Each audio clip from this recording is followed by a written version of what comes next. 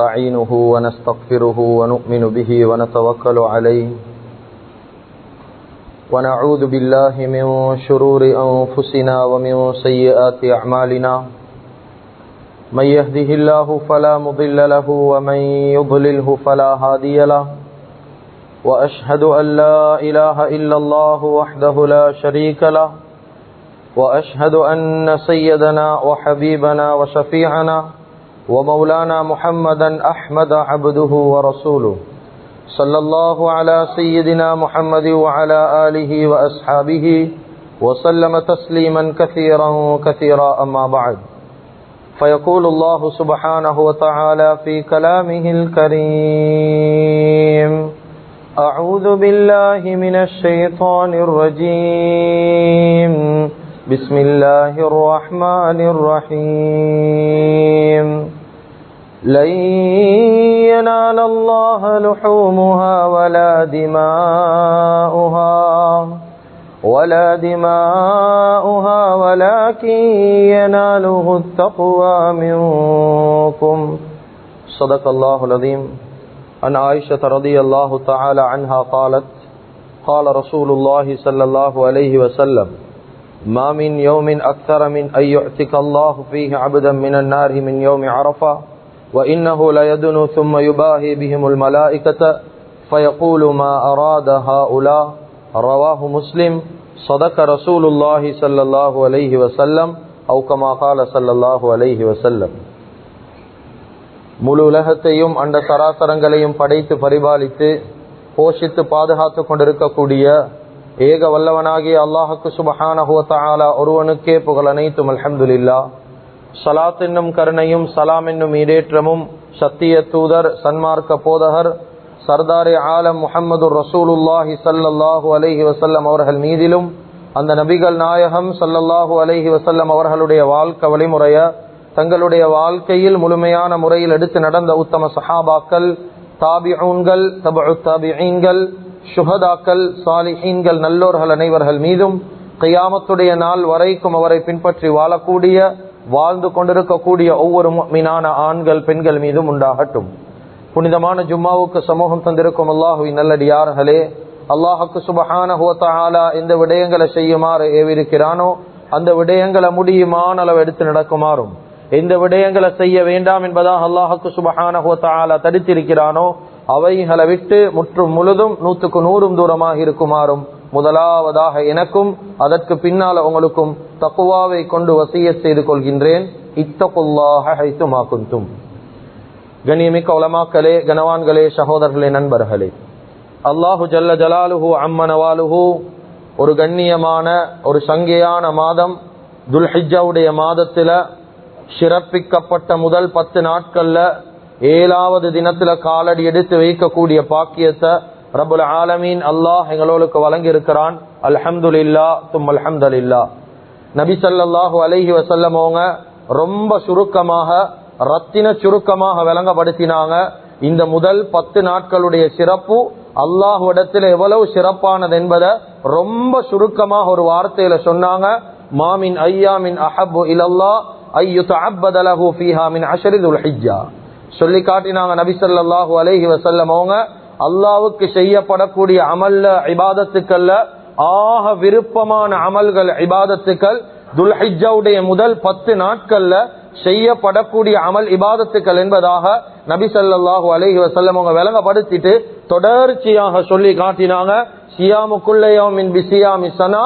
இந்த 10 நாட்கள்ல யாரு ஒரு நாள் நோன்பு பிடிச்சா ஒரு வருஷம் நோன்பு பிடிச்ச கூலி அல்லாஹ் கொடுக்கிறான்.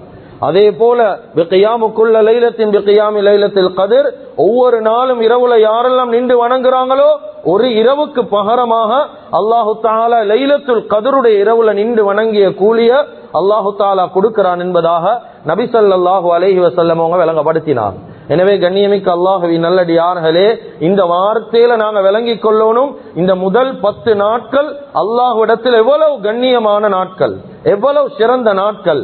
அந்த சிறந்த நாட்கள்ல தான் காலடி எடுத்து வைக்கக்கூடிய பாக்கியத்தை அல்லாஹு தஆலா தந்திருக்கிறான். எனவே மீதமாக இருக்கக்கூடிய நாட்களையும் பூர்த்தியாக முதல் 10 நாட்களை பூர்த்தியாக அடையக்கூடிய பாக்கியத்தையும் அல்லாஹு தாலா விரும்பக்கூடிய அமல்களை செய்யக்கூடிய பாக்கியத்தையும் அல்லாஹு தாலா நம் அனைவர்களுக்கும் வழங்குவானாக. கண்ணியமிக்க அல்லாஹுவின் நல்லடியார்களே, அருமையானவர்களே, அதே போல இந்த முதலாவது 10 நாள் துல்ஹிஜ்ஜாவுடைய முதல் 10 நாட்கள்ல இருக்கக்கூடிய மிக முக்கியமான ஒரு விசேட தினத்தை தான் நாங்க எல்லாரும் இப்ப முன்னோக்கி கொண்டிருக்கிறோம். துல்ஹிஜ்ஜாவுடைய 9வது நாள் அரஃபாவுடைய தினம். இந்த நாட்டில ஞாயிற்றுக்கிழமை அரஃபாவுடைய தினத்தை முஸ்லிம்கள் கொண்டாட இருக்கிறாங்க. கண்ணியமிக்க அல்லாஹுவின் நல்லடியார்களே, அருமையானவர்களே, இஸ்லாத்துடைய பார்வையில மிக முக்கியமான ஒரு தினம். அதுல எந்த விதமான மாற்று கருத்தும் கிடையாது. நபி ஸல்லல்லாஹு அலைஹி வஸல்லம் இந்த நாள்ல யாரெல்லாம் நோன்பாளியாக இருக்கிறாங்களோ அவங்களுடைய நோன்புக்கு பகரமாக அல்லாஹு தஆலா 2 வருடத்துடைய பாவத்துக்கு ஐயுகப்பிர ஸனத்தல்லதி கபலா வஸனத்தல்லதி பஅதா, முந்தின ஒரு வருஷம் பாவத்துடைய பரிகாரம், பிந்தின ஒரு வருஷம் பாவத்துக்கு பரிகாரம் என்பதாக நபி ஸல்லல்லாஹு அலைஹி வஸல்லம் 2 வருஷம் பாவத்துடைய பரிகாரமாக அந்த 9வது நாள் நோன்பு ஒவ்வொரு மனிதர்களுக்கும் மாறும். கண்ணியமிக்க அல்லாஹுவின் நல்லடியார்களே, அருமையானவர்களே, எனவே அந்த 9வது தினத்தை முடியுமான அளவுக்கு எவ்வளவு கண்ணியப்படுத்த முடியுமோ, எவ்வளவு சிறப்பாக்க முடியுமோ, எவ்வளவு அமல்கள் செய்ய முடியுமோ, முடியுமான ஆட்கள் ஏழுமான முட்டும் அந்த 9வது தினத்தை நோன்போட கடத்திரத்துக்கு நாங்க முயற்சி செய்து கொள்ளணும். கண்ணியமிக்க அல்லாஹுவின் நல்லடியார்களே, அருமையானவர்களே, அதே போல அரஃபாவுடைய தினம் என்று சொல்லக்கூடிய நேரத்தில் ஒவ்வொருத்தருடைய உள்ளத்திலேயும் பெரியோரு மிஸ் அண்டர்ஸ்டாண்டிங் ஒன்று இருக்குது, தவறான ஒரு புரிதல் ஒன்று இருக்குது. என்னென்றா ஒவ்வொரு மனிதர்களும் யோசிக்கிறாங்க, அந்த அரஃபாவுடைய தினம் இருக்குது, அந்த அரஃபாவுடைய தினம் ஹஜ்ஜில ஹஜ்ஜாஜிகள் ஒன்று கூடக்கூடிய நாள் தான் அரஃபாவுடைய தினம் என்பதாக ஒவ்வொருத்தரும் யோசிச்சு கொண்டே இருக்கிறோம். கண்ணியமிக்க அல்லாஹுவின் நல்லடியார்களே, அரஃபாவுடைய தினம் என்றது ஹஜ்ஜுடைய பிரயாணத்தில் அந்த ஹஜ்ஜாஜிகள் அரஃபாவுடைய மைதானத்தில் ஒன்று கூடக்கூடிய நாள் அல்ல அரஃபா. அரஃபாவுடைய நாள் என்றதால தான் ஹஜ்ஜாஜிகள் ஒன்று கூடுறாங்க. நாங்க விளங்கி வச்சிக்கிறோம் அவங்க ஒன்று கூடுறதால நாங்க இந்த அரஃபாவை அடைகிறோம் என்று சொல்லி, அது பில. நாங்க சரியான முறையில விளங்கி கொள்ளணும். அரஃபாவுடைய நாள் 9வது தினம், துல்ஹிஜ்ஜாவுடைய 9வது நாள் என்றதால தான் அங்க ஹஜ்ஜாஜிகள் அரஃபால ஒன்று கூடுறாங்க. எனவே கண்ணியமிக்க அல்லாஹுவின் நல்லடியார்களே, அருமையானவர்களே, அரஃபாவை நாங்க தெளிவாக உள்ளத்துக்கு எடுக்கணும் என்றா, இந்த அரஃபாவுடைய தினத்துடைய சிறப்பு விளங்கணும் என்றா, முதலாவது அரஃபாண்டா என்னன்னு நாங்க தெரிஞ்சு கொள்ளணும். அதிகமானவங்களுக்கு அரஃபாண்டா என்னன்னே தெரியா. அரஃபாவுக்கு சிறப்பு கழிக்குதா, அரஃபாவுடைய பேர் ஏன் உருவாகிச்சு, அல்லாஹு தஆலா அந்த அரஃபா மைதானத்துக்கு ஏன் அரஃபாண்ட பெயரை வைத்தான், அரஃபாண்டா அறிஞ்சு கொள்றது ஏன் இந்த பெயர் வந்துச்சு. கண்ணியமிக்க அல்லாஹுவின் நல்லடியார்களே, 3 விதமான சம்பவங்கள் ரொம்ப சுருக்கமாக விளங்கப்படுத்துறேன். கிதாபுகள் உலமாக்கள் எழுதியிருக்கிறாங்க 3 காரணங்கள். இந்த 3 காரணங்களை கொண்டுதான் அரஃபாவுக்கு அல்லாஹ் அரஃபா என்பதாக பெயர் வைத்தான். அதுல முதலாவது காரணம் எழுதுறாங்க, ஹஜ்ரத் ஆதம் அலைஹிஸ்ஸலாத்து வஸ்ஸலாம் அவங்களுடைய மனைவி ஹவ்வா அலைஹிஸ்ஸலாத்து வஸ்ஸலாம், இந்த 2 பேரையும் அல்லாஹு தஆலா துனியால தூக்கி வீசினானே, சொர்க்கத்திலிருந்து அப்படியே தூக்கி போட்டானே துனியால. இவங்க 2 பேரும் பல காலங்கள் பாவ மன்னிப்புக்கு பின்னால 2 பேரும் சந்திச்ச இடம்தான் அரஃபா என்பதாக சில உலமாக்கள் எழுதுறாங்க. இதுதான் முதலாவது காரணம். 2வது உலமாக்கள் எழுதுறாங்க, ஹஜ்ரத் இப்ராஹிம் அலைஹிஸ்ஸலாத்து வஸ்ஸலாத்துடைய காலத்துல ஹஜ்ஜுடைய எல்லா சட்ட திட்டத்தையும் ஜிப்ராயில் அலைஹிஸ்ஸலாம் வந்து நேரடியா படிச்சு கொடுத்தாங்க. கடைசியாக அரஃபாவுடைய எல்லா அமல்களையும் படிச்சு கொடுத்ததுக்கு பின்னால அந்த அரஃபாவுடைய இடத்துல வச்சு இப்ராஹிம் அலைஹிஸ்ஸலாத்து வஸ்ஸலாத்துக்கு ஜிப்ரீல் அலைஹிஸ்ஸலாம் கேட்டாங்க, அரஃப்த யா இப்ராஹிம், இப்ராஹிம் நீங்க எல்லாம் நான் சொன்னதெல்லாம் விளங்கி கொண்டீங்களா? இப்ராஹிம் அலைஹிஸ்ஸலாம் பதில் சொன்னாங்க, அரஃப்து, நான் விளங்கி கொண்டேன். இதனாலதான் அந்த இடத்துக்கு அரஃபா என்பதாக பேர் வந்துச்சு என்பதாக இன்னும் ஒரு கூட்டம் உலமாக்கள் விளங்கப்படுத்துறாங்க. இன்னும் சில உலமாக்கள் பதிவு செஞ்சுக்கிறாங்க, இந்த அரஃபாவுடைய மைதானத்துக்கு ஏன் அல்லாஹ் இப்படி வச்சுக்கிறான் என்றா, உலமாக்கள் காரணம் சொல்றாங்க, வருடம் பெரியோரு கூட்டம் ஹஜ்ஜாஜிகளுடைய ஒரு பெரியோரு கூட்டம் சேர்றாங்க, அறிமுகமே இல்லாத எவ்வளவு பேருடைய முகம் அந்த இடத்துல சந்திக்கப்படுவது, ஒருத்தர் அறிமுகமாகி கொள்றாங்களே, அந்த அறிமுகமாகிற இடத்தாலதான் இந்த இடத்துக்கு அரஃபா என்பதாக பெயர் வந்துச்சு என்பதாக இன்னும் சில உலமாக்கள் விளங்கப்படுத்துறாங்க.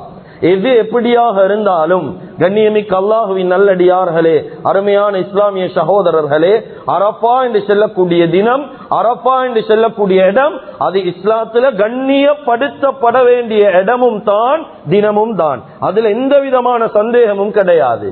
பல ஆச்சரியங்கள் இந்த அரஃபாவுடைய மைதானத்துல உள்ளடங்கப்பட்டிருக்குது. கொஞ்சம் எங்களுடைய சிந்தனையால நாங்க கொஞ்சம் சிந்திப்போம். எவ்வளவு பெரிய ஆச்சரியம் இந்த அரஃபாவுடைய மைதானத்துல. கண்ணியமிக்க அல்லாஹுவின் நல்லடியார்களே, சுமாராக ஒரே தடவையில 30 லட்சம் மக்கள் வருஷம் தவறாம 30 லட்சம் பேர் ஒரே தடவையில ஒன்று கூடுறாங்க ஒரு இடத்துல. வேற ஏதாவது ஒரு மத ஸ்தலத்துல இல்லாட்டி சமய வழிபாட்டு தலத்துல 30 லட்சம் பேர் வருஷம் ஒன்று கூடுற ஒரு வரலாறு இருக்குதா? ஒரு காலமும் கிடையாது. 30 லட்சம் பேர் ஒன்று கூடுற மாதிரி ஏதாவது ஒரு நிகழ்வு இருக்குதா? ஒரு காலமும் கிடையாது. ஒரு வருஷம் செஞ்சா இன்னொரு வருஷம் மிஸ் ஆகும், ஒரு வருஷம் நடந்தா இன்னொரு வருஷம் முன்ன பின் ஆகும். ஆனா தவறாம அந்த காலம் தொடக்கம் இந்த காலம் வரைக்கும் அந்த காபா என்று சொல்லக்கூடிய இடம், அதே போல மக்கா நகரம், மதீனா நகரம், இந்த இடங்கள் எல்லாம் ஒரு மனிதன் சரி இல்லாத வரலாறுகள் கிடையாது. கண்ணியமிக்க அல்லாஹுவின் நல்லடியார்களே, அருமையானவர்களே, உலகத்தில் இருக்கக்கூடிய எல்லா நாடுகள்ல இருந்தும் ஒரே தடவையில எந்த விதமான பாகுபாடும் இல்லாம ஒரே உடுப்புல ஒன்று சேர்ற இடம். சுப்ஹானல்லாஹ்.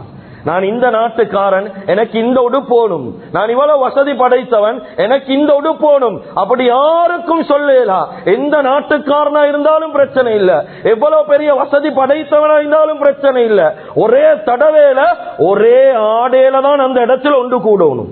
அல்லாஹுடைய நியதி இது. கண்ணியமிக்க அல்லாஹுவின் நல்லடியார்களே, அருமையானவர்களே, சின்ன பச்சிளம் குழந்தைகள் தொடக்கம் மீசை முளைத்து ஆரம்பிக்கப்பட்ட அந்த வாலிபர்கள் வரைக்கும், முடி நரைத்து தள்ளாடக்கூடிய வயோதிபர்கள் எல்லாத்தையும் ஒரே தடவையில அந்த இடத்துல காணேலும். உண்மையான மக்கள் வெள்ளம் என்று சொல்றாங்களே, உண்மையான மக்கள் வெள்ளத்தை ஒரு மனிதன் நேரடியாக பார்க்கணுமா? போங்க அரஃபாவுடைய மைதானத்துக்கு. ஒரு தேன் கூட்டுல தேன் பூச்சிகள் எப்படி மொச்சு கொண்டு ஈக்குமோ, எப்படி அப்படி அட காத்து கொண்டு ஈக்குமோ தேன, அத போல ஒரு காட்சியை பார்க்கலும். உண்மையான மக்கள் வெள்ளத்தை காணேலும் அந்த இடத்துலதான். சும்மா 1 2 100 200 பேர் கூட்டினதால இது மக்கள் வெள்ளம் என்று சொல்றல்ல. மக்கள் வெள்ளத்தை பார்க்கணுமா? அந்த இடத்துக்கு நாங்க போகணும். கண்ணியமிக்க அல்லாஹுவின் நல்லடியார்களே, அருமையானவர்களே, ஆனா ஆச்சரியம் என்ன தெரியுமா? 30 லட்சம் பேர் ஒரே தடவையில ஒரே இடத்துல கூடினாலும் அந்த இடத்துல ஒரு பிரச்சனை கிடையாது, ஒரு சண்டை சச்சரவு கிடையாது, ஒரு அசம்பாவிதமான சம்பவம் கிடையாது, ஒரு தூசண வார்த்தை கிடையாது. கண்ணியமிக்க அல்லாஹுவின் நல்லடியார்களே, தேவை இல்லாத ஒரு சீண்டல், ஒரு தூண்டல் அந்த இடத்துல கிடையாது.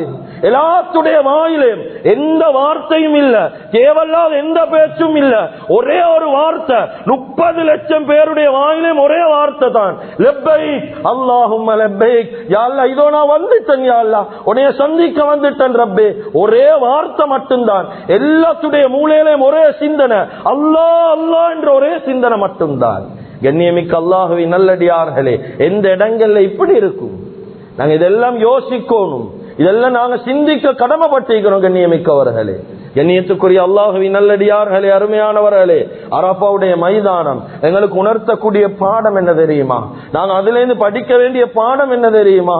உலகத்தில் எவ்வளவு பெரிய மனிதனா வாழ்ந்தாலும், எவ்வளவு பெரிய நிலைமையில ஒரு மனிதன் வாழ்ந்தாலும், எவ்வளவு பெரிய ஆட்சி அதிகாரத்தில் வாழ்ந்தாலும், எவ்வளவு பெரிய பட்டம் பதவியில் ஒரு மனிதன் வாழ்ந்தாலும், அரஃபாவுடைய மைதானம் ஹஜ்ஜுடைய கடமை, உம்ராவுடைய கடமை என்று வந்துட்டா அல்லாஹ்வுக்கு முன்னால நாங்க எல்லாரும் சமம் என்று நிரூபிக்கிற ஒரு பெரிய ஒரு கடமை அது. எவ்வளவு பெரிய வசதி படைத்தவனுக்கும் அவனுடைய வசதிக்கு ஏத்த மாதிரி அந்த இடத்துல அட்ஜஸ்ட் பண்ணலாம். நான் இப்படிதான் நீப்பன், அப்படிதான் நீப்பன், நான் அட்ஜஸ்ட் பண்ணி கொள்ளலும், அப்படி ஒன்றும் கிடையாது. அல்லாஹ்ட பார்வையில் எல்லாம் சமம், அல்லாஹ்ட பார்வையில் எல்லாம் உண்டு. இது அரஃபாவுடைய மைதானம் எங்களுக்கு உணர்த்துது. கண்ணியமிக்க அல்லாஹுவின் நல்லடியார்களே, வளமையாக வருடம் முழுக்க காலியாக இருக்கக்கூடிய அந்த இடம், கண்ணியமிக்க அல்லாஹுவின் நல்லடியார்களே, துல்ஹிஜ்ஜாவுடைய மாதம் 9வது நாள் ஒரு 8 இருந்து 10 அவருக்குள்ளால 30 லட்சம் பேர் கொண்ட ஒரு சின்ன சிட்டி, அடிமைகளுடைய நகரம் உருவாகுதுண்டா. 30 லட்சம் பேர் கொண்ட ஒரு சின்ன சிட்டி, ஒரு நகரம், அடிமைகளுடைய நகரம், எல்லாம் ஒரே உடுப்புல, சின்னதிலிருந்து பெருசு வரைக்கும். எப்படி இருக்கும் அந்த காட்சி? சுப்ஹானல்லாஹ். கண்ணியமிக்க அல்லாஹுவின் நல்லடியார்களே, அருமையானவர்களே, அங்க இருக்கக்கூடிய ஒவ்வொருத்தருடைய உள்ளத்திலே தன்னுடைய குடும்பத்தை விட்டு, தன்னுடைய ஊட்ட விட்டு, தன்னுடைய சொத்து செல்வத்தை விட்டு, தன்னுடைய பிள்ளைகளை விட்டு, எல்லாத்தையும் விட்டுட்டு வந்து அவங்க பயணம் சொல்லிட்டு வாரதா ஈந்தாலும், நான் பெய்த்து வாரன் என்று சொல்றல்ல, நான் போறேன் என்பதாக சொல்லி வீட்டிலிருந்து வெளிக்கிளம்பி ஒரே வார்த்தையில வாராங்க, யா அல்லாஹ் நான் உன் இடத்தில் ஆஜராகிட்டேன் ரப்பே. இந்த வார்த்தையோட ஒன்று கூடுற இடம் தான் அரஃபாவுடைய இடம். கண்ணியமிக்க அல்லாஹுவின் நல்லடியார்களே, இதுதான் நபி ஸல்லல்லாஹு அலைஹி வஸல்லம் சொன்னாங்க. இந்த அரஃபாவுடைய தினத்துல அல்லாஹ்வுக்கு சுப்ஹானஹு வ தஆலா கீழ் வானத்துக்கு வாரது மட்டும் இல்ல, வந்து நரகத்தில் இருந்து அதிகமான மக்களை விடுதலை செய்யறார். அதிகமான மக்கள் விடுதலை செய்யறாங்க. ஹதீஸ்ல வருவது, ஆயிஷா ரலியல்லாஹு தஆலா அன்ஹா அவங்க ரிவாயத் செய்யறாங்க, சொன்னாங்க ஸல்லல்லாஹு அலைஹி வஸல்லம் இந்த நாள்ல நரகத்திலிருந்து விடுதலை செய்யறத போல வேற எந்த நாள்லயும் அதிகமானவங்க விடுதலை செய்யப்படுறல்ல. அந்த அளவுக்கு அதிகமான மக்கள் விடுதலை செய்யப்படுறாங்க. அதுக்கு பின்னால கீழ்வானத்துக்கு இறங்கி மலாயிக்காமார்களை பார்த்து அல்லாஹு தஆலா கேட்கிறான், என்னுடைய மலக்குமார்களே, அவங்களுக்கு கீழால ஈக்கக்கூடியவங்க பார்த்து கேட்கிறான், இந்த அடியார்கள் யார நாடி வந்திருக்கிறாங்கன்னு அவளுக்கு தெரியுமா? யாருக்கிட்ட துவா செய்யறாங்கன்னு அவளுக்கு தெரியுமா? நீங்க அறிஞ்சு கொண்டிருக்கிறீங்களா? இத சொல்லுவாங்க. அல்லாஹு தஆலா சொல்லுவானா மலக்குமார்களை பார்த்து, ஃபயகூலுமா அராதஹாஉலா, இங்க இருக்க கூடிய லட்சக்கணக்கான மக்கள் கையேந்தி என்ன கேட்டாலும் அவங்களுக்கு நான் வாழ்க்கையில கொடுப்பேன். சுப்ஹானல்லாஹ். கண்ணியமிக்க அல்லாஹுவின் நல்லடியார்களே, அருமையானவர்களே, அப்படி புனிதமான கண்ணியமான ஒரு தினம் தான் எங்களை நோக்கி வர ஈக்குது. முடியுமான அளவுக்கு அந்த தினத்தை ஹயாத்தாக்குங்க. அதே போல யாரெல்லாம் ஹஜ் உம்ராவுக்கு போறதுக்கு ஆசையோட ஆர்வத்தோட ஈக்கிறோமோ, மௌத்துக்கு முன்னால ஒரே ஒரு தடவையாவது அந்த வீட்டை காபாவை கண்ணால பார்க்கக்கூடிய பாக்கியத்தை, ஹஜ்ஜுடைய கடமையை நிறைவேற்றக்கூடிய பாக்கியத்தை அல்லாஹு தஆலா நம்ம அனைவர்களுக்கும் வழங்குவானாக. யாரெல்லாம் ஹஜ்ஜுடைய கடமையை பிரயாணத்தை மேற்கொண்டிருக்கிறாங்களோ அவளுடைய பிரயாணங்களை கபூல் செய்வானாக, தியாகங்களை கபூல் செய்வானாக, துஆக்களை ஏற்றுக்கொள்வானாக.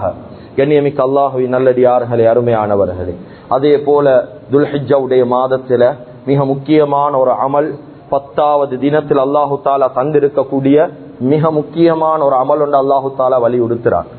சுருக்கம் என்னென்றா, இந்த அமலுடைய விஷயத்துல அதிகமானவங்க அந்த அமலுடைய பதாயில் என்னன்னு தெரியாம அந்த அமலை செய்யறாங்க.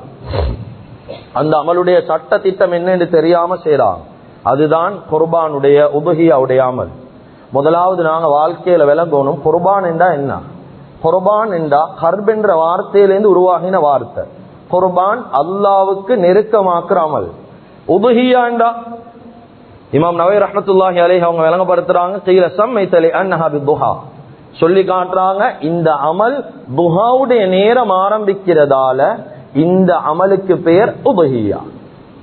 முதலாவது விளங்கணும் குர்பான் என்றா என்ன, உதுஹியாண்டா என்னன்னு நாங்க விளங்கினா தான் ஒரு நன் முஸ்லிம் அல்லாத ஒரு சகோதரன் எங்ககிட்ட வந்து கேட்டா இது சம்பந்தமா விளங்கப்படுத்த தெரியும். எங்களுக்கு குர்பான் என்றாவே என்னன்னு தெரியா, உதுஹியாண்டாவே அர்த்தம் தெரியாண்டா எங்களுக்கு ஒரு காலமும் அதை விளங்கப்படுத்த தெரியாது. முதலாவது விஷயம். கண்ணியமிக்க அல்லாஹ்வின் நல்லடியார்களே, அருமையானவர்களே, அதே போல இந்த அமல் நீங்க யோசிக்க கூடாது, இன்றைக்கு நேற்று உருவாக்கின ஒரு அமல் அல்ல. இந்த ஆடு மாடு அறுக்கிறது, இந்த ஆடு மாடு அறுப்புடைய அமல் இருக்குதே, இது இன்றைக்கு நேற்று உருவாகின அமல் அல்ல. இது ஆதிபிதா ஆதம் அலைஹிஸ்ஸலாத்துடைய காலத்துல இருந்து இது வர காலமும் உருவாகின அமல். இது நாங்க யோசிக்கிறது இப்ராஹிம் அலைஹிஸ்ஸலாத்து வஸ்ஸலாம் ஆரம்பிச்சு வச்சாங்கன்னு சொல்லி. இப்ராஹிம் அலைஹிஸ்ஸலாத்து வஸ்ஸலாம் ஆரம்பிச்சு வச்சாங்க, அது ஹஜ்ஜுடைய பெருநாளை நாங்க கொண்டாடுறோம், அது வேற. ஆனா ஆடு மாடு அறுக்கிறதுடைய விடயங்கள், ஆடு மாடு அறுப்பென்று ஆரம்பிக்கப்பட்டது ஆதிபிதா ஆதம் அலைஹிஸ்ஸலாத்துடைய காலத்துல. எங்களுக்கு தெரியும் ஆதம் அலைஹிஸ்ஸலாத்துடைய 2 மகன்மார் ஹாபில் காபில், இந்த 2 பேருடைய விஷயமும் குர்ஆன் எங்களுக்கு சொல்லுது. வத்லு அலைஹிம் நபஅ இப்னி ஆதம பில் ஹக் இஸ் கர்ரபா குர்பானன் ஃபதகுபில மின் அஹதிஹிமா வலம் யுதகப்பல் மினல் ஆகர். அல்லாஹ் குர்ஆன்ல சொல்றான், இந்த ஆதம் அலைஹிஸ்ஸலாத்துடைய 2 மகன்மாரும் ஒரு பெண்ணை திருமணம் முடிக்கிறதுக்காக வேண்டி சண்டை பிடிச்சான்.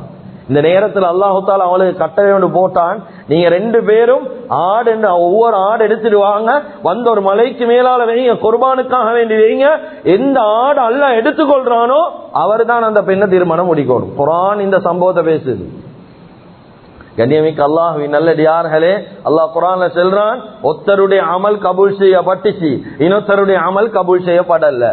அந்த ஆடை அல்லாஹு தஆலா அப்படியே மேல உயர்த்தி கொண்டான், வானத்தின் பக்கம் அப்படியே உயர்த்தி கொண்டான். கண்ணியமிக்க அல்லாஹ்வின் நல்லடியார்களே, இந்த ஆடு எந்த ஆடு தெரியுமா?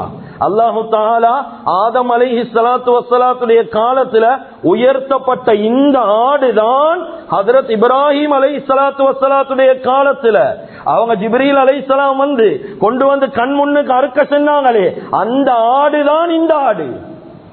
இது ஆரம்பிக்கப்பட்டது ஆதம் அலைஹிஸ்ஸலாத்துடைய காலத்துல. இது இன்றைக்கிலே துருவாகின அமல் அல்ல. இது மூசா அலைஹிஸ்ஸலாத்து வஸ்ஸலாத்துடைய காலத்துல. குர்ஆன் சொல்லுது எங்களுக்கு, பனி இஸ்ராயேல் ஒரு மனிதன் மௌத்தாகினார், கொலை செய்யப்பட்டார். இவருடைய அந்த கொலையை யாரு செஞ்சாங்கன்னு கண்டுபிடிக்க அல்லாஹ் சொன்னது, இன்னல்லாஹ யஅமுருக்கும் அன் தஸ்பஹு பக்கரா, ஒரு மாட்டை குர்பான் கொடுங்கன்னு அல்லாஹ் குர்ஆன்ல சொல்றார். அப்ப கண்ணியமிக்க அல்லாஹ்வின் நல்லடியார்களே, இது காலம் ஒரு புராதன அமல், இது பழமையான ஒரு அமல். கண்ணியமிக்க அல்லாஹ்வின் நல்லடியார்களே, அருமையானவர்களே, எவ்வளவு பெரிய பிரச்சனைகளுக்கும் இஸ்லாத்துல தீர்வுகளை காண்றதுக்கு பயன்படுத்தின ஒரு பழமையான அமல் தான் குர்பான். இந்த உம்மத்துக்கு அல்லாஹ் சொல்ல போகல சொல்றான், ஃபஸல்லி லிரப்பிக வன்ஹர், எப்படி உங்களோட ரப்ப தொழுறீங்களோ ரப்ப தொழுங்க, அதே போல குர்பானும் கொடுங்கன்னு சொல்லி குர்ஆன் சொல்லுது. கண்ணியமிக்க அல்லாஹ்வின் நல்லடியார்களே, அருமையானவர்களே, எனவே குர்பானுடைய அமலுடைய விஷயத்துல எந்த கேள்விகளும் யாரும் கேட்கவானம், எந்த கேள்விகளும் கேட்கவானம். இந்த குர்பானுடைய காலம் ஆரம்பிச்சுட்டா, துல்ஹிஜ்ஜாவுடைய மாதம் வந்துட்டா அதிகமான கேள்விகள் உருவாகி கொண்டே இருக்குது. வந்து கேட்கிறாங்க, ஹஜ்ரத் எங்களுக்கு குர்பான் கடமையா, எங்களுக்கு நாங்க குர்பான் கொடுக்கணுமா? கண்ணியமிக்க அல்லாஹ்வின் நல்லடியார்களே, ரத்தின சுருக்கமாக சில விஷயங்களை முன்வைக்கிறேன். குர்பான் கடமையா இல்லைன்னு அதிகமானவங்க கேட்கிறாங்க. ஜகாத் கொடுக்கக்கூடிய ஒவ்வொருத்தருக்கும் குர்பான் அந்த இடத்துல கடமையாகும். அப்படி இல்லையா, துல்ஹிஜ்ஜாவுடைய மாதம் 10வது நாள் 11 பவுண்ட் தங்கம், அப்படி இல்லையா 82.5 கிராம் தங்கத்துக்கு யாரு சொந்தக்காரனா ஈக்கிறாங்களோ, அப்படி இல்லையா வெள்ளி 612 கிராம் அல்லது அதுக்கு பொறுமதியான சல்லி கிட்டத்தட்ட 32,000, இதுக்கு அவங்களுடைய குடும்பத்துல செலவு போக, அவங்களுடைய தேவைகள் போக 32,000 மேல் மிச்சமாக இருந்தா இவங்களுக்கு குர்பான் கடமையாகும். இப்ப இந்த நேரத்துல அதிகமானவங்க வந்து கேட்கிறாங்க, அதாவது எங்களுக்கு கடன் உண்டு, எங்களுக்கு குர்பான் கடமையா? இந்த கடன் என்று கேட்கிறாரு, இவர் வந்து இறங்குறது வந்து கார்ல, இவர் கடனாளி என்று சொல்றாரு. இவர் வந்து போன் எடுத்துக்கொண்டு வாரு, ஐபோன் உண்டு புதுசா வந்த மாடல். ஆனா இவர் குர்பான் விஷயத்துலதான் ஹதரத் கடன் உண்டு இருக்குது, இந்த கடனை வச்சுக்கொண்டு எங்களுக்கு குர்பான் கடமையா? அதே மத்த எல்லாம் செய்யறாரு, பாவம் ஒன்று செய்யறேன் அதுக்கு பாக்குறல்ல, ட்ரிப் ஒன்று 10 நாள் அடிச்சுட்டு வாரேன் அதுக்கு பாக்குறல்ல, அது ஒன்றும் பாக்குறல்ல. ஆனா குர்பான் என்று வந்துட்டான், கடன் ஒன்று இந்த கடனை வச்சுக்கொண்டு குர்பான் கொடுக்கணுமா? கடன்ல 2 வகை உலமாக்கள் எழுதுறாங்க. அதுல முதலாவது வகை என்ன தெரியுமா? அவசரமா கொடுக்க வேண்டிய கடன். அந்த அவசரமா கொடுக்க வேண்டிய கடனை வச்சுக்கொண்டு இவர் குர்பான் கொடுத்து கடனாளி பிரச்சனை பண்ணுவார் என்றால் இவர் கடனை முற்படுத்தணும், குர்பான் கொடுக்க தேவையில்லை. அப்படி இல்லையா, இவரு சில கடன்களுக்கு மொல்ல கொடுத்தா போதும், 1 லட்சம் எடுத்துக்கிறார், மாசம் 10,000 கொடுத்தா போதும், 10 மாசத்துல கடன் முடிஞ்சு. இப்படியான கடன் இதுக்கு 10,000 கொடுத்துட்டீங்களா, குர்பான் கடமையாகும்.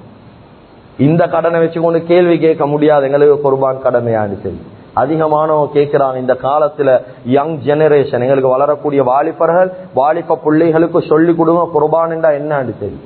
மிச்சம் வாலிப பிள்ளைகளுக்கு தெரியும், அவங்களுடைய அப்படியே தலைகள் கழுவப்படுவது, அவங்களுடைய அப்படியே பிரெயின் வாஷ் பண்ணப்படுவது, அப்படியே சொல்லி கொடுக்கறாங்க. இல்ல, ஏன் இப்படி ஆடு மாடு அறுக்கிறீங்க, ஏன் இந்த மாதிரி செய்றீங்க? கண்ணியமிக்க அல்லாஹ்வின் நல்லடியார்களே, அருமையானவர்களே, இந்த கேள்வி இன்றைக்கு நேத்து வரல. இந்த கேள்வி சஹாபாக்கள் இந்த கேள்வியை கேட்டாங்க, மாஹாதிஹில் அல்லாஹி யா ரசூலல்லாஹ், யா ரசூலல்லாஹ் என்ன இது உல்ஹியா யா ரசூலல்லாஹ், ஆடு மாட வருஷம் வருஷம் அறுக்கிறோம், என்ன யா ரசூலல்லாஹ் இது? ஒரே வார்த்தையில தான் சொன்னாங்க பதில், சுன்னத்து அபீக்கும் இப்ராஹிம், உங்களோட வாப்பா இப்ராஹிம் அலைஹிஸ்ஸலாத்துடைய சுன்னத் என்றா. சில நேரத்தில் நாங்களும் கேள்வி கேட்கிறோம், இப்ராஹிம் அலைஹிஸ்ஸலாம் செஞ்சதால நாங்களும் செய்யணுமா? இப்ராஹிம் அலைஹிஸ்ஸலாம் ஹத்னா செஞ்சதாலதான் நாங்களும் ஹத்னா செய்யறோம். இப்ராஹிம் அலைஹிஸ்ஸலாம் ஈசைய குறைங்க, தாடிய வளருங்க செஞ்ச சுட்டின் தான் நாங்களும் செய்யறோம். அதே இப்ராஹிம் அலைஹிஸ்ஸலாத்து வஸ்ஸலாத்துடைய சுன்னத்தான் குர்பான் உதுஹியா. அதுக்கு பின்னால சஹாபாக்கள் கேட்டாங்க, வமாலனா ஃபீனா யா ரசூலல்லாஹ், யா ரசூலல்லாஹ் இந்த குர்பானால் எங்களுக்கு என்ன இருக்குது? ஒரே வார்த்தையில தான் பதில், லிகுல்லி ஷஅரத்தின் ஹஸனா, ஒவ்வொரு முடிக்கும் ஒவ்வொரு பாவங்கள் மன்னிக்கப்படும். குர்பானி பிராணியுடைய ஒவ்வொரு முடிக்கும், அதுதான் உலமாக்கள் சொல்றாங்க, பிராணிகள் வேங்கக்கூடிய நேரம் அதிகமான முடிக்கிறதா பார்த்து வேங்குங்கன்னு சொல்றாங்க. ஒவ்வொரு முடிக்கு பகரமா ஒரு பாவம் மன்னிக்கப்படும். கண்ணியமிக்க அல்லாஹ்வின் நல்லடியார்களே, அருமையானவர்களே, குர்ஆன் சொல்லுது அதுதான், லை யனாலல்லாஹு லுஹூமுஹா வலா திமாஉஹா வலாக்கி யனாலுஹு தக்வா மின்கும். குர்பான் என்றது ஆச்சரியமான ஒரு அன்பளிப்பு. அல்லாஹ்வுக்கு நாங்க கொடுக்கிற ஆச்சரியமான ஒரு அன்பளிப்பு தான் குர்பான்.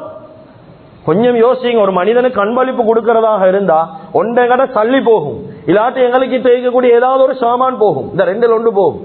அதுதான் அன்பளிப்பு, கிஃப்ட்ன்றது.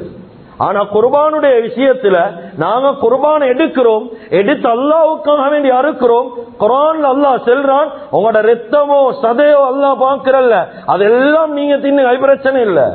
ஆனா உள்ளத்துல தக்குவா ஈக்குதா, நான் சொன்னா நீங்க செய்றீங்களா இல்லையா, அவ்வளவுதான். குர்பான நோக்கம் இவ்வளவுதான். அல்லாஹ் சொன்னா எந்த கேள்வியும் கேட்காம இவன் செய்யறானா இல்லையா, இவன் உள்ளத்துல தக்குவா ஈக்குதா இல்லையா, இத பாக்குறது தான் குர்பான். கண்ணியமிக்க அல்லாஹ்வின் நல்லடியார்களே, இமாம் ஷாஃபி ரஹிமஹுல்லாஹ் அவங்க விளங்கப்படுத்துறாங்க, ஒரு மனிதன் ஒரு குர்பான், ஒரு மாட்டை அறுத்து குர்பான் கொடுத்து அதுல 3 பிரிச்சு 3 பங்கை வெளியில கொடுக்கணும், 1 பங்கை இவன் எடுக்கணும் என்றான். ஆனா ஹனஃபி மத்ஹப் அபூ ஹனீஃபா ரஹிமஹுல்லாஹ் அவங்க சொல்றாங்க, ஆடு மாட குர்பான் கொடுத்து முழுசா இவன் சாப்பிட்டாலும் பிழை இல்லைன்னு சொல்றான். சுப்ஹானல்லாஹ். அவ யோசிங்க, எவ்வளவு ஆச்சரியமான அன்பளிப்பு. நாங்க திண்டாலும் பிழை இல்லைண்டா, அப்ப குர்பான் யாருக்கு? எங்களுக்கு தான். அல்லாஹ் பாக்குறது தக்குவாவை மட்டும்தான், வேறொன்றும் இல்லை. கண்ணியமிக்க அல்லாஹ்வின் நல்லடியார்களே, அருமையானவர்களே, அதிகமானவங்க இந்த காலத்துல சின்ன பிள்ளை ஒன்று விடுறாங்க, வந்து சொல்றாங்க, ஹதரத் குர்பான் கொடுக்க நியத்தை வச்சிருந்தோம், ஆனா 1.5 லட்சம் தான் கையில ஈக்குது. நாங்க பார்த்தோம் வார வருஷம் இன்ஷா அல்லாஹ் பெரிய ஒரு மாடொன்று எடுத்தே குர்பான் கொடுப்போம் என்று பார்த்தோம். கண்ணியமிக்க அல்லாஹ்வின் நல்லடியார்களே, மாட்டுக்கு சல்லி இல்லையா, குர்பான் அமல விடவான மாட்டுக்கு வாங்க. குர்பான்ல ஆக சிறந்த குர்பான் ஆட்டு குர்பான். நபி ஸல்லல்லாஹு அலைஹி வஸல்லம் மதீனால 10 வருஷம் இருந்தாங்க. வாழ்ந்த காலத்துல கொடுத்த குர்பான்கள் அதிகமானது ஆடுதான்.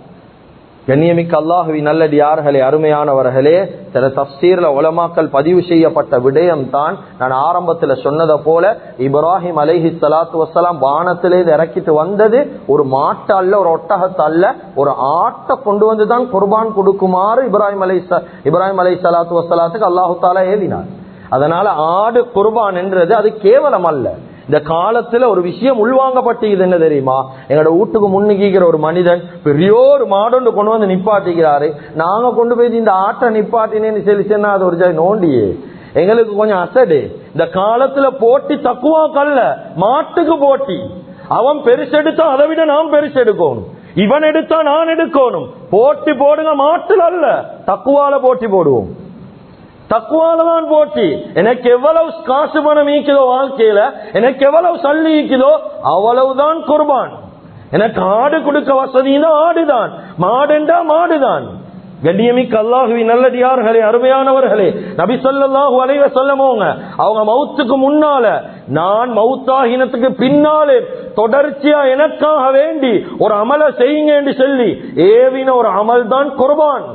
அலி ரலியல்லாஹு அன்ஹுடைய கையில அடிச்சு அவங்க சொல்லிட்டு போனாங்க, அலி, நான் மௌத்தாகினாலும் ஒவ்வொரு வருஷம் குர்பான் கொடுக்கக்கூடிய நேரம் ஏண்ட பேர்லயும் குர்பான் ஒன்று கொடுங்கண்டா. சுப்ஹானல்லாஹ். கண்ணியமிக்க அல்லாஹ்வின் நல்லடியார்களே, கிதாபுல் உலமாக்கள் பதிவு செய்யறாங்க, ஒவ்வொரு வருடம் அலி ரலியல்லாஹு அன்ஹு ஒரு ஆடு அறுக்கக்கூடிய சந்தர்ப்பத்துல ரசூல் ஸல்லல்லாஹு அலைஹி வஸல்லம் அவர்களுக்கும் சேர்த்து ஒரு ஆடு கொடுப்பாங்க என்பதாக ரிவாயத்துகளை வந்தீங்க. அப்ப யோசிங்க, இந்த அமல் எவ்வளவு முக்கியமான ஒரு அமலா இருக்கும். எனவே கண்ணியமிக்க அல்லாஹ்வின் நல்லடியார்களே, அருமையானவர்களே, அதுக்கு அடுத்த கட்டம் நான் ரொம்ப சுருக்கமாக விளங்கப்படுத்துறேன். ஆடு மாடுகளை தெரிவு செய்யக்கூடிய நேரம் முக்காவாசி எல்லாரும் தெரிவு செஞ்சு ஈப்பீங்க, இருந்தாலும் இன்னும் ஒரு தடவை வெரிஃபை பண்ணிக்கோங்க. லா தஸ்பஹு இல்லா முஸின்னா, வயது வராம ஆடு மாடுகள் அறுக்க போவானம். வியாபாரிகள் 1000 கதை சொல்லுவாங்க தான், அன்பான வியாபாரிகளுக்கு ஒரு வேண்டுகோள், ஒரு நாளும் பொய்ய சொல்லி வியாபாரம் செய்ய வானம். இது ஒரு வியாபாரம் என்று பார்க்க வானம், இது ஒரு அமல். சும்மா 1.5 வருஷம் ஈக்கிறா மாடை 2 வருஷம் என்று சொல்லி விற்க வானம், இது ஒரு அமல். ஏனென்றா வரக்கூடியவர்களுக்கு தெரியாது சில கட்டங்கள்ல. இமாம் நவவி ரஹ்மத்துல்லாஹி அலைஹி அவங்க ரொம்ப தெளிவா விளங்கப்படுத்துறாங்க. ஷரஹ் நவவி அலா முஸ்லிம் என்ற கிதாபுல ரொம்ப தெளிவா எழுதிக்கிறாங்க. ஒரு ஒட்டகமா ஈந்தேண்டா அதுக்கு பூர்த்தியா 5 வயசு பூர்த்தி 6வது வயதுல காலடி எடுத்து வைக்கணும். ஒரு மாடாக இருந்தா அது 2 வயது பூர்த்தி 3வது வருஷத்துல காலடி எடுத்து வச்சுக்கணும். ஆடு 2 வகை இருக்குது, ஒன்று மைஸ், இன்னொன்று பான். இந்த மைஸ் என்ற ஆடு வெள்ளாடு. இந்த ஆட்டுக்கு 2 வருஷம் பூர்த்தி 3வது வருஷத்துல காலடி எடுத்து வச்சுக்கணும். அதே போல பான் என்று செல்லக்கூடிய செம்பரி ஆடு, இதுக்கு 6 மாதம் பூர்த்தியாகினா போதும் பெருப்பமாக்கிதான் இந்த ஆடை அறுக்க முடியும். மற்றபடி கண்ணியமிக்க அல்லாஹ்வின் நல்லடியார்களே, வயதுகள் பூர்த்தியாகாம அறுக்கவானம். உலமாக்கள் ஈக்கிறாங்க, கேளுங்க. வயதுகள் பூர்த்தியாகாம அறுத்தீங்களா அது உலுஹியாவாக குர்பானாக கபூலாகாது. சும்மா ஒரு அறுப்பாக தான் கணக்கெடுக்கப்படும் அந்த இடத்துல. கண்ணியமிக்க அல்லாஹ்வின் நல்லடியார்களே, அதுக்கு அடுத்தது ஆடு மாடை பெய்த்து பாருங்க நேர்ல.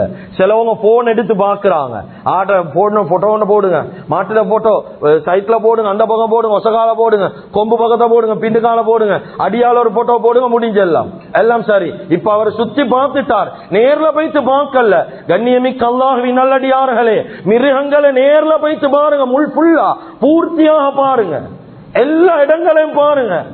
அந்த பிராணிகள் உடல் உறுப்புகள் சேதமாக இருக்குதா? கண்ணியமிக்க அல்லாஹ்வின் நல்லடியார்களே, இது பெரிய ஒரு டாபிக். இது பெரிய ஒரு சப்ஜெக்ட். ரொம்ப சுருக்கமாக பேசுறது. அந்த மிருகங்கள் எப்படி இருக்குது, உடல் உறுப்புகள் சேதமாக இருக்குதா, கொம்பு உடஞ்சிக்குதா இல்லையா? கொம்பு உடஞ்சதுக்கு 2 சட்டம் இருக்குது. உடஞ்ச கொம்பு மாமிசத்தை கிழிச்சு ஈந்தா, மாமிசத்தை அப்படியே இலக்க செஞ்சீண்டா, அந்த மாமிசம் அந்த இடத்துல அப்செட் ஆகிந்தா அந்த ஆடு மாடு குர்பான் கொடுக்க முடியாது. அப்படி இல்ல தானாக உடஞ்சிந்தா பிரச்சனை இல்ல, குர்பான் கொடுக்கலும். அதே போல பற்கள் எடுத்து பாருங்க, 1-2 பல்லு விழுந்திருக்கும், எல்லா பல்லும் விழுந்து ஆடு மாடு குர்பான் கொடுக்கலாம், அது தகுதி இல்லாதது. இதெல்லாம் நாங்க எல்லாம் கவனிக்கணும், நேர்ல போய்த்து பார்க்கணும். சும்மா வீட்டுல இருந்து கொண்டு நாங்களும் குர்பான் கொடுக்கிறோம். நாங்க போன்ல பாக்குறது, சும்மா இதை அனுப்புறது அதை அனுப்புறது, வீடியோல பாக்குறது, இதெல்லாம் குர்பான். இது நாங்க செய்ய போறது ரப்புக்காக வேண்டி. அந்த பிராணியுடைய ரத்தம் பூமியில விழுறதுக்கு முன்னால எங்கட வாழ்க்கையில இருக்கிற எல்லா பாவத்தையும் அல்லாஹ் மன்னிக்கிறார். அப்படியான அமல் என்றா இதை நாங்க போன்ல பாக்குறது முறை அல்ல, இதை நாங்க நேர்ல போய்த்து பார்ப்போம். கண்ணியமிக்க அல்லாஹ்வின் நல்லடியார்களே, அருமையானவர்களே, இதுக்குத்தான் இந்த அமல் விசேஷம் என்று தான் கூட்டு குர்பான் என்ற அடிப்படையில சரி ஆடு மாடுகளுக்கு பங்கு சேருங்க என்றான். கண்ணியமிக்க அல்லாஹ்வின் நல்லடியார்களே, அருமையானவர்களே, ஏனென்றா வாழ்க்கையில முழு வாழ்க்கையில மனுஷன் ஒரு தடவை சரி இந்த அமலை செய்யும்.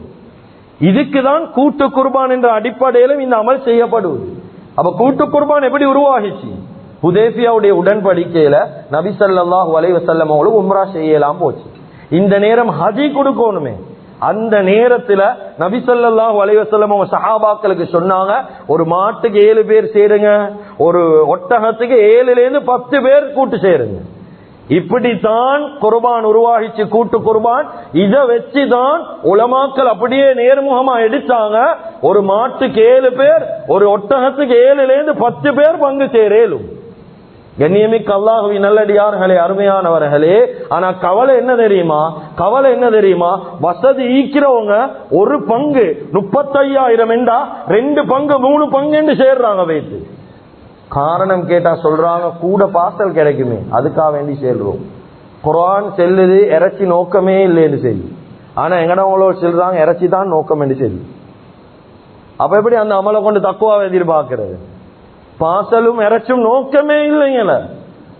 குர்ஆன் செல்லுது தக்குவா, எப்படியாவது இந்த அமலை நீ செய்யணும் ஒரு தடவை, இதுதான் குர்ஆன் செல்லுது.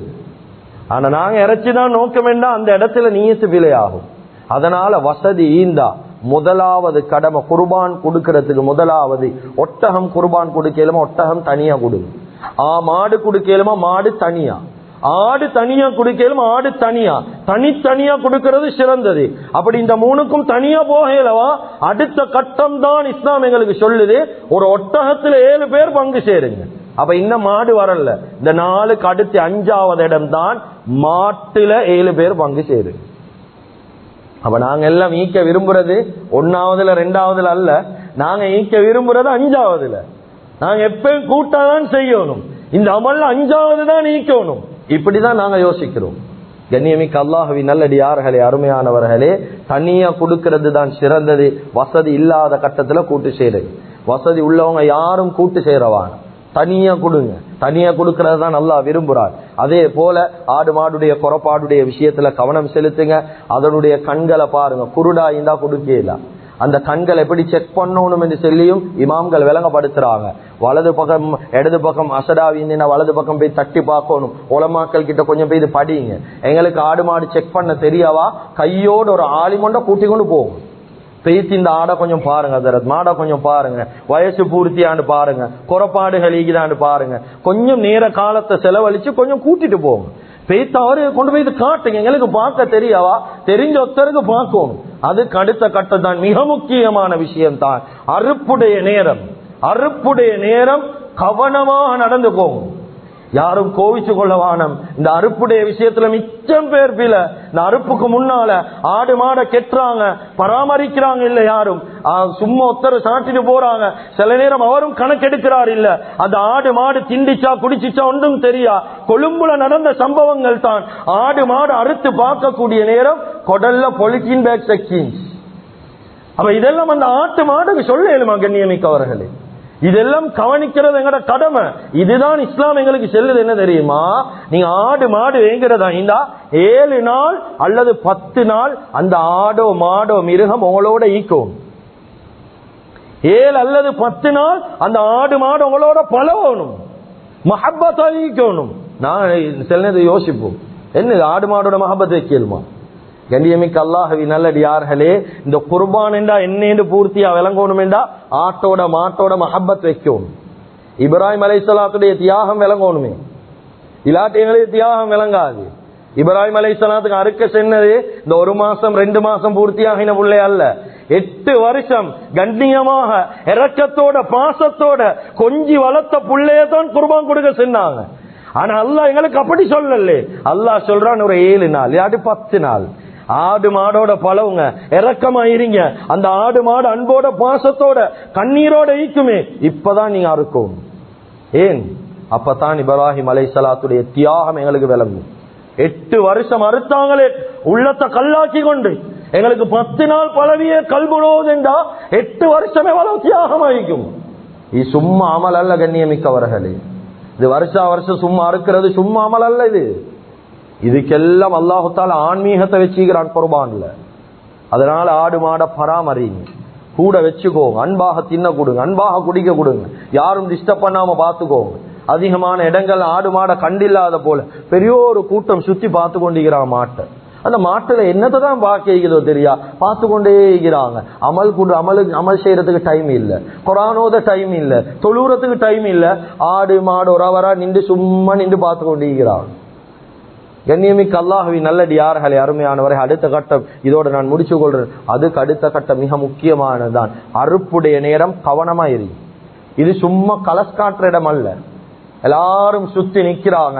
இவர் கத்தி ஒன்று எடுத்துட்டு போறாரு. யார் அறுக்கிறது, யார் அறுக்கிறது? அந்த அவர் தான் இஸ்ராயில் அலைஹிஸ்ஸலாம். இவர் பெரிய ஒரு கத்தி ஒன்று தூக்கி கொண்டு போறேன். இது எல்லாத்திலும் முன்னுக்கும் நாங்க கலஸ்காற்றல். இது அறுப்புடைய சட்ட திட்டங்களை படிங்க. சுவாச குழாய், ஜீரண குழாய், இந்த ரெண்டும் ஒரே தடவேல அறுபடணும். அந்த இடத்துல குத்துறல்ல, அறுபடணும். அறுபடலையா இமாம் ஷாஃபி ரஹிமஹுல்லாஹ் அவங்க விளங்கப்படுத்துறாங்க, செத்த மாட்டுடைய சட்டம் அந்த மாட்டுக்கு, அந்த மாட்டை புதைக்கணும். அது குர்பானா கபூல் செய்யப்படாது. அப்ப எவ்வளவு பேர் இது தெரியாம சும்மா போறாங்க. அறுப்புடைய சட்டம் தெரிய கத்திய வச்சா இருக்கிறல்ல. கூட்டு குர்பான் என்ற பேர்ல கோவிக்கவானம், கோவிச்சு கொள்ளவானம். கூட்டு குர்பான் என்ற பேர்ல 7 பேர் சேர்ந்து மரம் வெற்ற மாதிரி ஒரு மாட்டை வெட்டுறாங்க. அப்படி வெட்டவானம். அதுக்கு இஸ்லாம் அனுமதி கொடுக்கல கண்ணியமிக்கவர்களே. 7 பேர் சேரும் ஒரு பரக்கத்தை கத்திய பிடிச்சு கொடுங்க, ஒத்தரா இருக்கும். விஷயம் தெரிஞ்ச ஒத்தரா இருக்கும். சுவாச குழாய், ஜீரண குழாய், இந்த 2 விஷயங்களும் அந்த இடத்துல அறுபடும். ஒரு மாட்டுக்கு முன்னால இன்னொரு மாட்டை பெரட்ட வாணும், ஒரு மாட்டுக்கு முன்னால கத்தி எடுக்க வாணும், ஒரு மாட்டுக்கு முன்னால கத்திய தீட்ட வாணும். இப்படி பல அறிவுரைகள் இஸ்லாம் எங்களுக்கு சொல்லி தருவதேன்.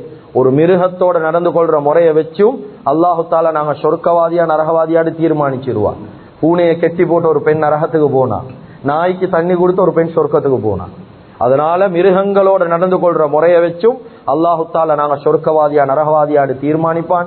கண்ணியமிக்க அல்லாஹுவின் நல்லடியார்களே, அல்லாஹு தாலா இந்த துல்ஹிஜ்ஜாவுடைய மாதம் தந்திருக்கக்கூடிய அமல்களை பக்குவத்தோட பேணுதலாக செய்யக்கூடிய பாக்கியத்தை அல்லாஹு தாலா நம் அனைவர்களுக்கும் வழங்குவானாக. எங்களோட பாவங்களை மன்னிப்பாயாக, குற்றம் குறைகளை மன்னிப்பாயாக, எங்களை பெற்று வளர்த்து ஆளாக்கி எங்களுடைய அன்பு தாய் தந்தையுடைய பாவங்களை மன்னிப்பாயாக, எங்களுடைய இறுதி முடிவை நல்லதாக்கி வச்சிடுவாயாக. லா இலாஹ இல்லல்லாஹ் முஹம்மது ரசூலுல்லாஹ் என்ற கலிமாவோடு எங்களுடைய ரூஹ்களை கைப்பற்றிடுவாயாக.